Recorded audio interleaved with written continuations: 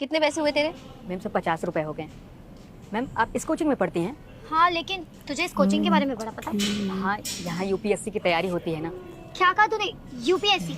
छी, तेरे मुंह से ये वर्ड भी कितना बुरा लग रहा है, अनपढ़ गवार कहीं का। और तुझे कैसे पता कि यहाँ पर यूपीएससी की तैयारी होती है? वो क्या है ना मैम साहब, मैं खुद भी यूपीएससी की तैयारी करता हूँ, इसलिए पता है। वो तो यहाँ की फीस बहुत ज़्यादा है, इसलिए एडमिशन नहीं ले पाया। लेकिन हाँ मैम, मैंने यहाँ के सारे नोट्स बना रखे हैं। थोड़े बहुत डाउट हैं, लेकिन हाँ ठीक है। क्या कहा तूने? यूपीएससी की तैयारी कर रहा है? जरा यूपीएससी की फुल फॉर्म बताइए। Ma'am union public. बस बस, मुझे अच्छे से पता है तुझे कुछ नहीं आता है। और तुम लोग अनपढ़ हो ना, हमेशा अनपढ़ ही रहते हो। इतने बड़े सपने नहीं देखने चाहिए जो तुम पूरे ही नहीं कर सकते हो। और ये चाय का ठेला है ना तेरा, इस पे ही ध्यान दे, फालतू में टाइम वेस्ट मत कर। इतने बड़े सपने देखने का कोई फायदा नहीं है। मैम आप ये क्या बोले जा रही हैं? तेरी इतनी हिम्मत कि तू हमारे सामने ऊंची आवाज में बात कर रहा है?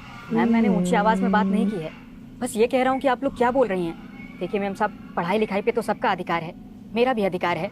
मेरे मम्मी पापा खुद भी चाहते हैं कि मैं पढ़ाई लिखाई करके एक अच्छा इंसान बनूं, एक बड़ा आदमी बनूं।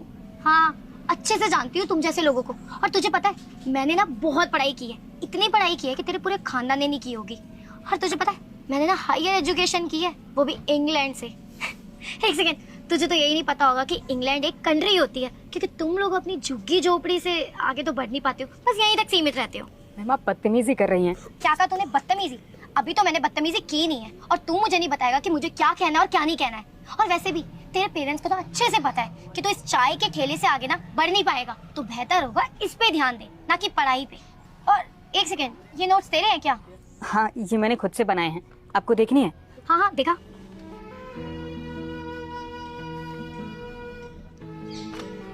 मैम साहब आप ये क्या कर रही हैं? मैम साहब, बहुत ज्यादा बोल रहा था ना, तुम लोगों की ना यही औकात है, समझा? हाँ, अभी तो तेरे ये नोट्स फाड़े हैं। अगर ज्यादा बदतमीजी करेगा ना हमारे साथ, तो ये जो तेरी चाय की ठेली है ना, ये भी तोड़ दूंगी। और सपने उतने देखो जितने पूरे कर सको, इतने सपने मत देखो। और वैसे भी अब तुझे तेरे पैसे भी नहीं मिलेंगे, क्योंकि तूने हमारे साथ बदतमीजी की है। आगे से ना हमारे सामने मुंह खोलने से पहले 100 बार सोचेगा कि किससे बात कर रहा है, समझा? चले मम्मी।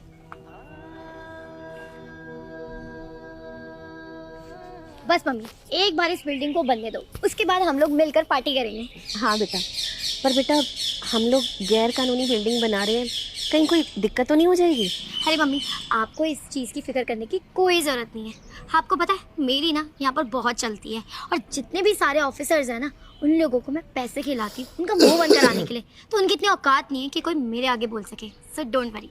पर बेटा मैंने सुना है कि यहाँ पर नए आईएएस ऑफिसर की टीम आई है, और वो बड़ा खतरनाक है, और उसने आसपास के ना सारे इलीगल काम बंद करवा दिए। अरे मम्मी, आप भी ना बोला ना, टेंशन मत करो।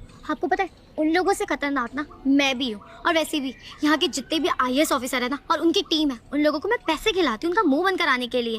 वो लोग कुछ भी नहीं बोल पाएंगे, मेरे पैरों की जुत्ती है वो। लेकिन बेटा कुछ प्रॉब्लम? लेकिन वेकिन कुछ नहीं मम्मी, बस करो, आप टेंशन मत लो। मैंने कहा ना, मैं ये सब कुछ संभाल लूँगी।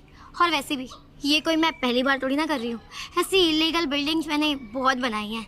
तो आप ना मुझ पे और इस प्रोजेक्ट पे ध्यान दो, ठीक है? अरे बेटा देखना, हमारी ये प्रॉपर्टी के बाहर कौन खड़ा है? इन लोगों की इतनी हिम्मत, इनको तो मैं बताती हूँ। चलो मम्मी। अबे ओ, कौन हो तुम लोग? और तुम लोगों को पता है ये किसकी प्रॉपर्टी है? ये मेरी प्रॉपर्टी है। और तुम लोगों को इतनी अकल तो होगी कि किसी की प्राइवेट प्रॉपर्टी में ऐसे घुसते नहीं है। इतने पढ़े लिखे तो दिख रहे हो, क्यों आए हो तुम लोग यहाँ पे?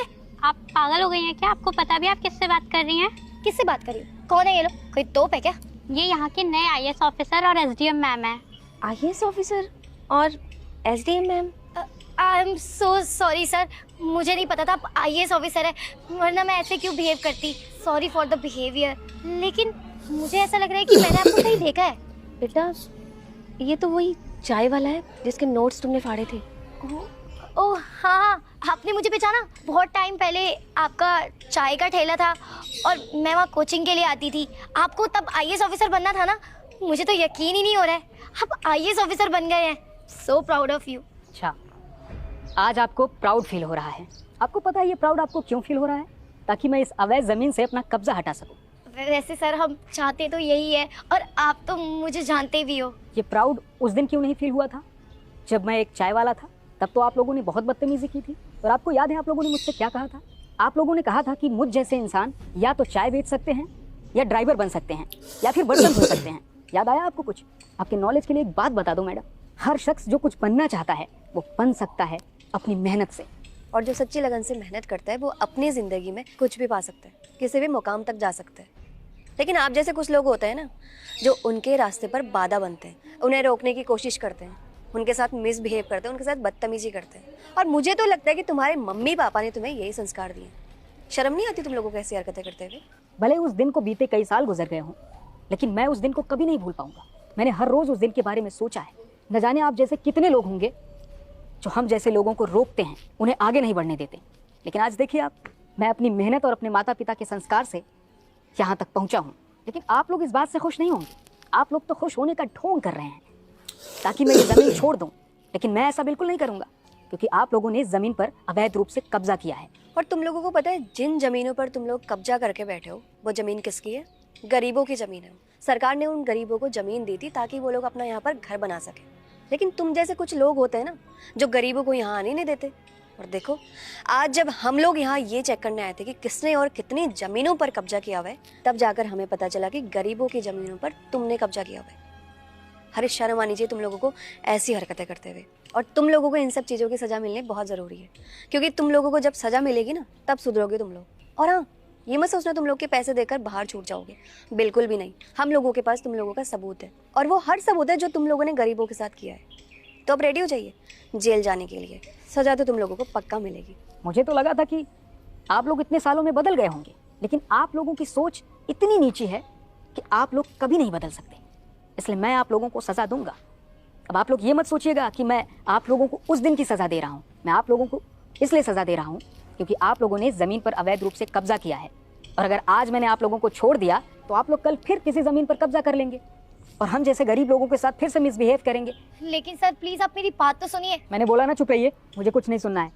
पास के थाने में कॉल करो और महिला कांस्टेबल को बुलाओ, इन्हें जेल भेजना है। इनके खिलाफ हमारे पास सारे सबूत हैं। जी सर। सर प्लीज हमें माफ कर दीजिए। हमें पता है हमने बहुत गलत किया, लेकिन आगे से कभी ऐसा नहीं करेंगे, और हम ये प्रॉपर्टी भी छोड़ देंगे। चलिए